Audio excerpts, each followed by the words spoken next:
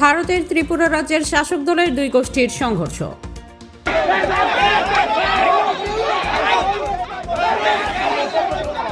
ভারতের ত্রিপুরা রাজ্যের ঊনকোটি জেলার কৈলাসহরে শাসক দলের গোষ্ঠী কুন্দলের জেরে মারপিটের ঘটনায় এখনো পর্যন্ত গোটা মহকুমা জুড়ে থমথমে পরিস্থিতি বিরাজ করছে। গত 2 বছর ধরে নিগম বাণিজ্য চলছে কৈলাসহরে। অভিযোগ, রাজ্যের এক মন্ত্রীর চালক আইনজীবী সন্দীপ দেবরায়ের নেতৃত্বে ঠিকাদার আব্দুল মান্নানের বাড়িতে হামলা, বাইতুর বাজারে একটি সরকারি নির্মাণ কাজে বাধার সৃষ্টি। এ নিয়ে দুই গোষ্ঠীর মারামারির ঘটনার মূল নায়ক ছিলেন সন্দীপ দেবরায়। মন্ত্রীর শ্যালকের এই সন্ত্রাসের কথা জানার পর মন্ত্রী নিজেই শ্যালকের সাথে সম্পর্ক বিচ্ছিন্ন করে দেয় বলে খবর জানা গেছে।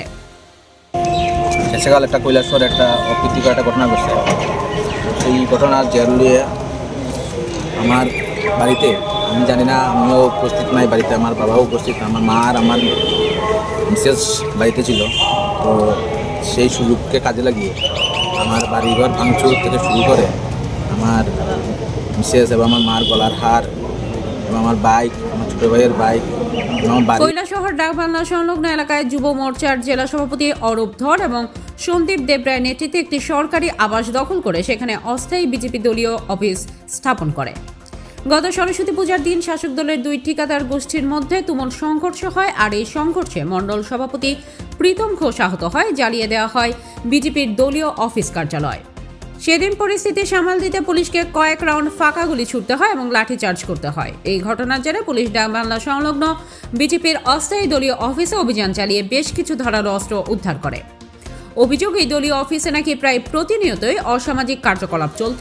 এরপর পুলিশ গোপন সংবাদের ভিত্তিতে শনিবার গভীর রাতে ইমরান আলীর বাড়িতে অভিযান চালিয়ে তীর ধনুক সহ 16টি রামদা উদ্ধার করতে সক্ষম হয়। আপনাদের কাছে পাক্কা খবর আছে যে বিমল সিং কমপ্লেক্সের পাশে এখানে অবৈধভাবে একটা ডাক্তারের কোয়ার্টারের মধ্যে শহরের মধ্যে কিছু মানে নাম রাখি কিছু মানে আমাদের শহরের যারা মাফিয়া তারা এখানের মধ্যে একটা ঘাঁটি বানাইছে। 1 বছর ধরে সেখানে ঘাঁটি বানাইছে, এখানের মধ্যে জোয়ার আড্ডা চলছে। তবে পুলিশ আসার খবর পেয়ে অভিযুক্তরা পালিয়ে যেতে সক্ষম হয়। তবে পুলিশ অভিযুক্তদের গ্রেপ্তার করতে সর্বত্র জাল বিস্তার করেছে বলে জানা গেছে। তবে এই ক্ষেত্রে কৈলাসহরে শাসক দলের দুই গোষ্ঠীর মধ্যে গোষ্ঠী কোন্দল যে কতটুকু সীমা ছাড়িয়েছে তার বলার অপেক্ষা রাখে না। একই দলের হয়ে একই দলের কার্যকর্তাদের প্রাণে মারার জন্যই মূলত এই ধরনের ধারালো অস্ত্র মজুত করা। এই ধরনের ঘটনায় অনেকেই মনে করছে নিজেদের মধ্যে রক্তক্ষয়ী সংঘর্ষ আগামী দিনে বিজেপির জন্য ঘোর অন্ধকার নেমে আসতে পারে।